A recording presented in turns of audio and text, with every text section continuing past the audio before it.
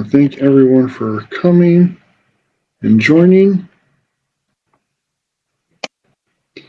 As always, you can ask your fitness questions in the comments, and we'll answer them as they come up. If you're watching on the replay, you can still feel free, drop your question in, and we'll get it on next week's live session there. And if, for whatever reason, I know sometimes some of these questions are sensitive in nature, you don't want to put it on, public blast with the comment section, you can always message us privately. We can either have a discussion there, or if you want, we can answer it more directly in next week's live session without having to bring up who asked the question. All right.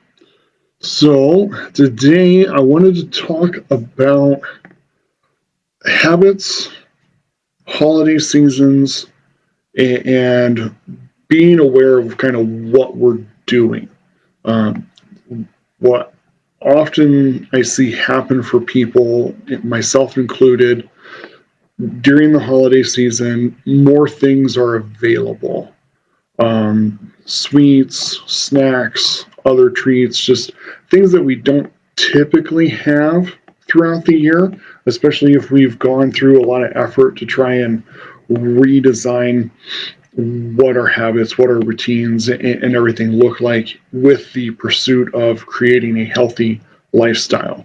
What can happen is we can unconsciously start creating new habits and expectations over these upcoming weeks, because right now we're down to about 7.5 weeks between now and New Year's, which is enough time to start creating the bedrock of new habits if we're not careful.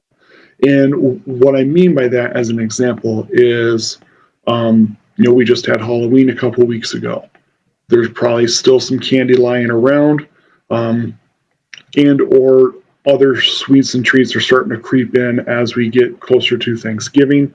So certain times of day, you're hitting the candy bowl, hitting those snacks, when you wouldn't have otherwise, because they're usually not available through other times of year.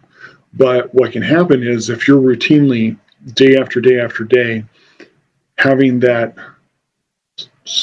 treat, candy, pastry, maybe it's a salty snack that's around at this time of year, on a consistent basis, same time of day, routine behavior, you do that frequently enough, consistently enough, you start creating that expectation. So, maybe now you hit a point where either we're into New Year's or the candy's finally gone. You don't want to continue the habit anymore, but you've built up, almost a full 8 weeks, 2 solid months worth of behavior of the expectation of, before I go to bed, I have something sweet. And that can create a lot of problems as you go into the New Year's trying to get on track or just make new changes to keep you going further than what you accomplished this year. And now we're trying to combat a new unhealthy habit that has taken root. So just something to kind of be aware and mindful of. Like I said, I've been guilty of this. I have to catch myself with that. It's, again, now and then, these little treats and things are okay. What we have to be careful of is when we let them become a new habit, a new expectation. And if you're not planning for that, we don't want it to be a habit. So what I mean is, let's say, like, if you're strictly, you're still tracking and journaling your calories, I have, 200, 300 calories that I'm leaving for that dessert every night, and it doesn't throw off anything else, and you're still feeling fine, sleeping fine, functioning fine the next day. Okay, cool. Awesome. You're accounting for it. You're planning for it. It's part of what you want your day to look like. That I'm more or less okay with, as long as we're not completely screwing up your macronutrient balance or causing any blood sugar issues with it.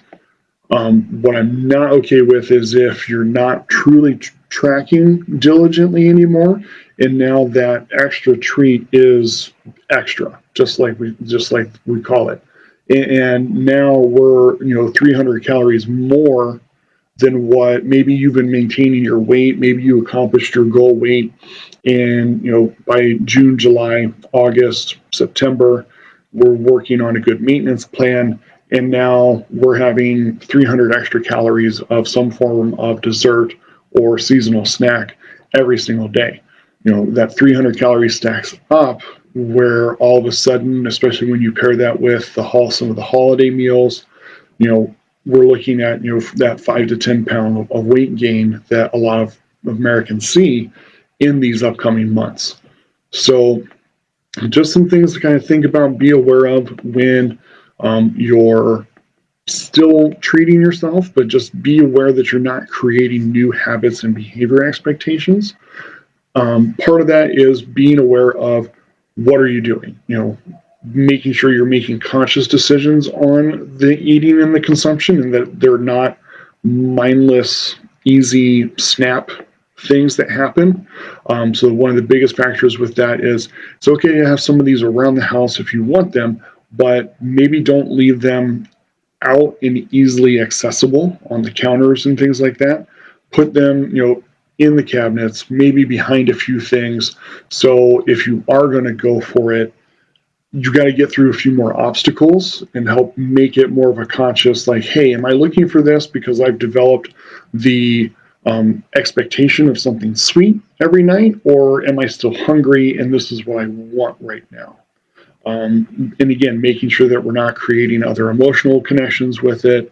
The more relationship based our habits are, the harder they are to break. So if we're leaning on these things for that dopamine fix of having something satisfying to make us feel better about our day, that can be a slippery slope where you're kind of really embedded with these habits, and they're more difficult to undo once you decide that enough is enough. So put some obstacles in the way. Don't make them easily available. Making them less visible will also down process the unconscious decision making of consuming. So if you've got the candy bowl on the counter, it's a lot easier to fall into unconsciously. You see candy, grab a piece, you start eating it, and you may or may not even consciously process how many you've had. Whereas if it's in the cabinet, tucked away behind a few other things, where you've got to move some cans, some bags of pasta and stuff to finally get to it, that additional effort is going to make you more consciously aware of, okay, I'm having some candy right now. Why am I looking for the candy? This is a lot of work. Is it because I want it? Is it because I'm looking for some sort of emotional satisfaction or trigger from it? Am I getting it because I planned on it? I made enough calories for it to be committed for it, and it's not going to ruin anything.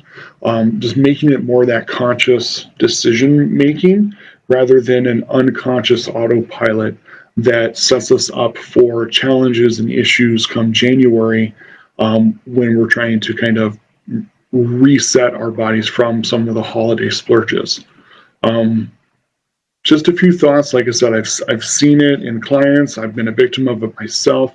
Wanted to kind of share some perspective on that before we get too deep into the holiday season, and we've already got some of those habits well entrenched and in place before we've even realized and thought about it. So something to think about, something to be aware of, especially as we get deeper into the holidays and more of those treats and temptations are proliferating in availability for you. So if you do have other questions, thoughts, throw them in the comments. We can discuss them next week. Otherwise, have a great week, and remember to stay persistent in your consistent pursuit of health.